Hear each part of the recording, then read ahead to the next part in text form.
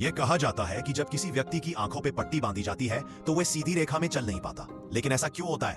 इस दावे की जांच करने के लिए एडम और जिमी 3 अलग-अलग तरीकों से प्रयोग करेंगे: पैदल चलना, तैरना और गाड़ी चलाना। परिणामों की सटीकता सुनिश्चित करने के लिए वे ईयर मफ्स और जीपीएस ट्रैकिंग का यूज करेंगे। ईयर मफ्स का उद्देश्य है किसी भी बाहरी आवाज को रोकना जो दिशा को प्रभावित कर सकती है, और जीपीएस उस रास्ते को सटीक रूप से मैप करेगा जो वे तय करते हैं। सबसे पहले बारी है एडम की। उसका लक्ष्य है 500 मीटर दूर एक बड़े पेड़ तक पहुंचना।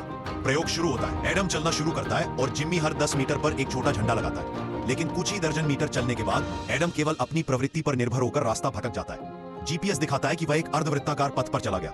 साफ है कि चीजें उम्मीद से भी ज्यादा खराब रही। अब बारी है जिम्मी की। उसका रास्ता और भी अधिक अव्यवस्थित है, पूरी तरह बेतरतीब और पालन करने में कठिन। पहली बार की असफल कोशिशों के कारणों की समीक्षा।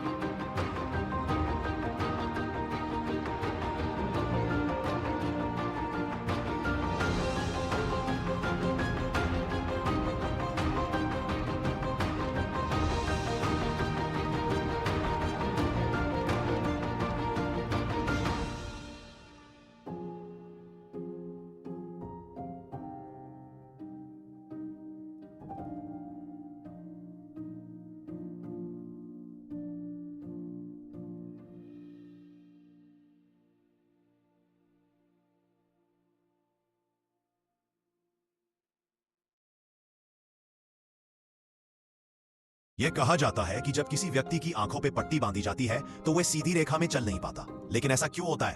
इस दावे की जांच करने के लिए एडम और जिमी 3 अलग-अलग तरीकों से प्रयोग करेंगे: पैदल चलना, तैरना और गाड़ी चलाना। परिणामों की सटीकता सुनिश्चित करने के लिए वे ईयर मफ्स और जीपीएस ट्रैकिंग का यूज करेंगे।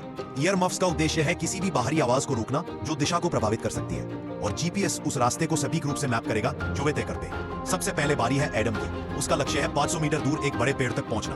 प्रयोग शुरू होता है। एडम चलना शुरू करता है और जिम्मी हर 10 मीटर पर एक छोटा झंडा लगाता है। लेकिन कुछ ही दर्जन मीटर चलने के बाद एडम केवल अपनी प्रवृत्ति पर निर्भर होकर रास्ता भटक जाता है। जीपीएस दिखाता है कि वह एक अर्धवृत्ताकार पथ पर चला गया।